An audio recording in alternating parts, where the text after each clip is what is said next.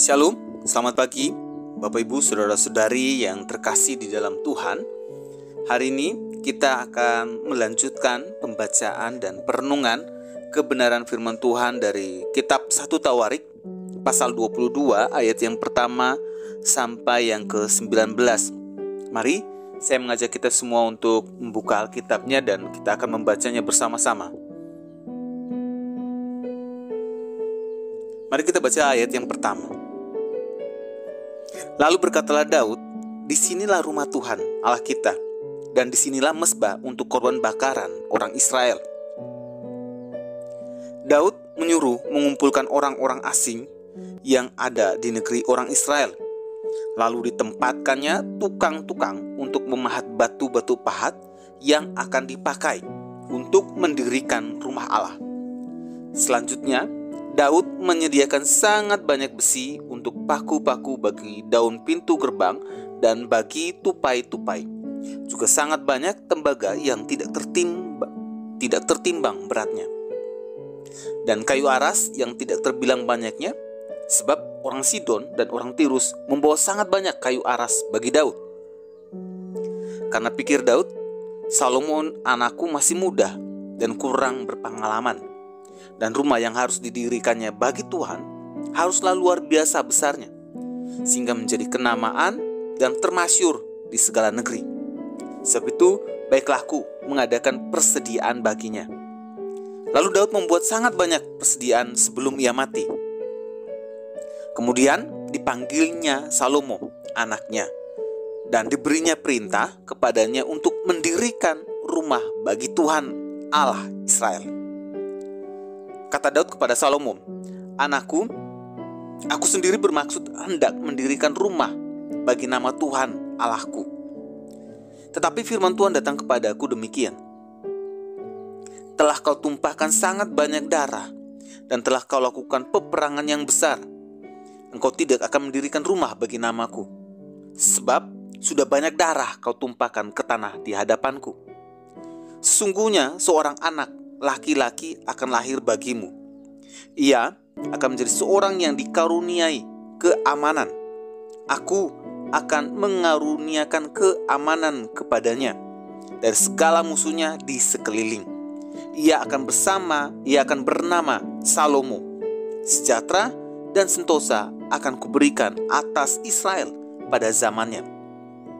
Dialah yang akan mendirikan rumah bagi namaku, dan dialah yang akan menjadi anakku, dan aku akan menjadi bapanya. Aku akan mengokohkan tata kerajaannya atas Israel sampai selama-lamanya. Maka sekarang, hai anakku, Tuhan kiranya menyertai engkau, sehingga engkau berhasil mendirikan rumah Tuhan Allahmu seperti yang difirmankannya mengenai engkau. Hanya Tuhan kiranya memberikan kepadamu akal budi dan pengertian dan membuat engkau menjadi pemegang perintah atas Israel, supaya engkau memelihara Taurat Tuhan Allahmu. Maka engkau akan berhasil jika engkau melakukan dengan setia ketetapan-ketetapan dan hukum-hukum yang diperintahkan Tuhan kepada Musa untuk orang Israel. Kuatkan dan teguhkanlah hatimu.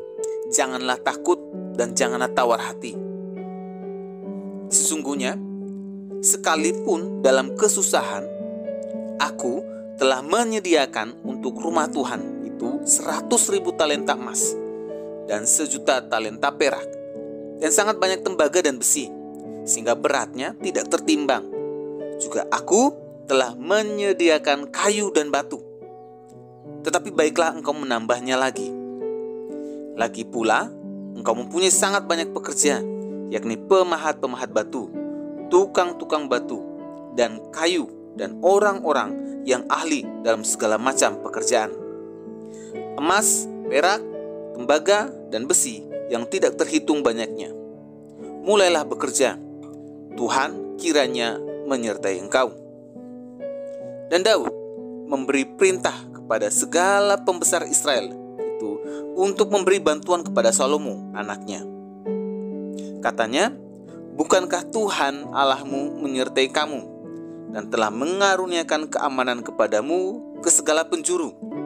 Sungguh, ia telah menyerahkan penduduk negeri ini ke dalam tanganku, sehingga negeri ini takluk ke hadapan Tuhan dan kepada umatnya. Maka sekarang, arahkanlah hati dan jiwamu untuk mencari Tuhan Allahmu. Mulailah mendirikan tempat kudus Tuhan Allah, supaya tabut perjanjian Tuhan dan perkakas kudus Allah dapat dibawa masuk ke dalam rumah yang didirikan bagi nama Tuhan. Bapak, Ibu, saudara-saudari yang terkasih di dalam Tuhan, melalui pembacaan dan perenungan firman Tuhan hari ini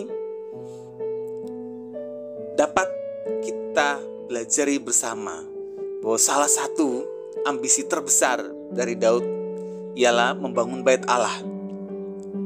Karena saat itu Daud sudah menjadi raja Israel dan telah membangun istananya yang megah. Setelah mengalahkan musuh-musuh Israel, Daud tahu semua yang diperolehnya adalah karena anugerah Tuhan.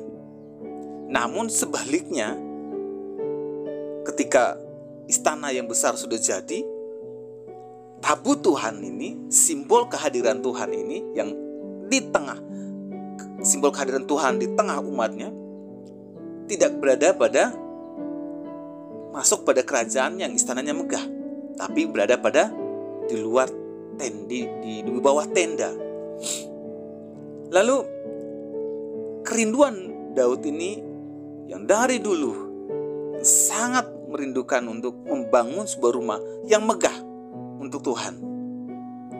Namun kerinduan yang sudah lama tertahankan, yang sudah matang dipersiapkan, yang Daud miliki, ditolak oleh Tuhan. Alasannya karena Daud telah menumpahkan banyak darah. Tuhan pun memberitahunya bahwa bukan dia yang akan mendirikan rumah Tuhan, namun Salomo, anaknya, yang akan mendirikan rumah itu bagi Tuhan. Ketika hal ini diberitahukan kepada Daud, mari kita lihat reaksi ketika kerinduan dari seorang Daud ini ditolak oleh Tuhan. Daud ketika mendengar kerinduannya, keinginannya, mimpinya itu ditolak oleh Tuhan, Daud tidak protes, Daud tidak marah, Daud tidak ngambek, Daud tidak meninggalkan Tuhan, Daud tidak marah kepada Tuhan. Sebaliknya, Daud tunduk pada perintah Tuhan. Daud tunduk pada keputusan Tuhan. Daud menerimanya dengan hati yang besar, dengan hati yang penuh kerendahan untuk taat, tunduk pada keputusan yang Tuhan buat. Namun ketika dia sudah mendengar dan menerima sepenuh hati, tidak ada protes, tidak ada menggerutu dalam hati, tapi sepenuh hati, setulus dia menerima keputusan Tuhan itu, Daud tidak lepas tangan begitu saja. Kerinduannya itu diwujud nyatakan dengan apa? Mendukung yang ditunjuk Tuhan, untuk membangun rumah Tuhan itu. Daud mendukung sepenuhnya siapapun yang ditunjuk Tuhan. Dia dukung sepenuhnya, dia mempersiapkan dengan sepenuh hati selayaknya yang dia diperintahkan untuk melakukannya. Tapi karena orang lain yang ditunjuk Tuhan, anaknya yang ditunjuk Tuhan, Daud mendukung penuh. Daud terus mempersiapkan yang terbaik agar anaknya ini dapat membangun yang terbaik bagi Tuhan. Bapak Ibu yang terkasih dalam Tuhan, dari sini kita dapat belajar bahwa tindakan Daud ini menolong kita untuk memahami bahwa jika keinginan kita, mimpi kita, kerinduan kita, yang kita yakini bahwa apa yang akan kita lakukan ini menyenangkan hati Tuhan, namun ternyata bukan kita yang dipakai, namun ternyata bukan kita yang dipilih, namun ternyata yang orang lain itu yang dipakai dan ditunjuk Tuhan, maka tindakan yang terbaik yang kita kerjakan hari ini adalah reaksi Daud yang kita harus kerjakan, reaksi Daud yang kita harus contohkan. Mendukung sepenuh orang lain yang dipakai Tuhan, mendukung orang lain yang semestinya kerinduan kita berada pada titik itu, namun orang lain yang dipakai. Kita lakukan apa yang dilakukan Daud, mendukung sepenuh hati, mempersiapkan, membantu dia agar dia melakukan yang terbaik agar dia dapat melakukan yang terbaik, yang sudah juga mendapat dukungan dari kita sepenuh hati kita. Ingat Bapak Ibu Saudara terkasih, kalau kerinduan dan impian kita dan cita-cita kita tidak terwujud, namun ternyata orang lain yang dapat mewujudkan itu, hal yang dapat kita lakukan hari ini adalah mendukung sepenuhnya. Jangan berbalik marah, menggerutu atau protes, tapi mendukung sepenuhnya. Karena Tuhan tahu siapa yang paling tepat. Karena Tuhan tahu siapa yang dapat melakukan yang terbaik, yang dapat mengerjakan pekerjaan Tuhan yang sebenarnya itu yang kita rindukan. Tapi itu yang terbaik yang Tuhan pilih. Semestinya sikap kita juga mendukung dan memberikan yang terbaik kalau dia meminta bantuan dan membutuhkan dukungan kita. Sehingga Bapak Ibu Saudara yang terkasih di dalam Tuhan, pekerjaan dan pelayanan dan dukungan kita, nama Tuhan tetap dimuliakan. Satu, pesan kita dari pembelajaran firman Tuhan hari ini, siapapun yang dipakai Tuhan, siapapun yang ditunjuk Tuhan, siapapun yang di depan untuk melakukan pekerjaan kita, pekerjaan Tuhan, ingat, mari tetap dukung pekerjaan Tuhan, sekalipun bukan kita yang mengerjakannya. Mari kita berdoa. Tuhan, kami mengucap syukur melalui perenungan hari ini. Kami belajar dari reaksi Daud ketika kerinduan dan mimpinya dan keinginannya ditolak oleh Tuhan. Namun Tuhan memakai anaknya untuk melakukan pekerjaan Tuhan yang besar. Satu yang kami contoh bahwa tetap mendukung dan tetap memberikan yang terbaik sepenuh hati kami, dengan rendah hati kami, untuk terus melakukan pekerjaan Tuhan, untuk terus memberikan yang terbaik. Di dalam nama Yesus kami sudah berdoa. Amin. Kiranya renungan hari ini terus menguatkan langkah iman kita dalam mengiringi Tuhan Yesus Kristus. Ingat, tetaplah percaya, tetaplah bersyukur.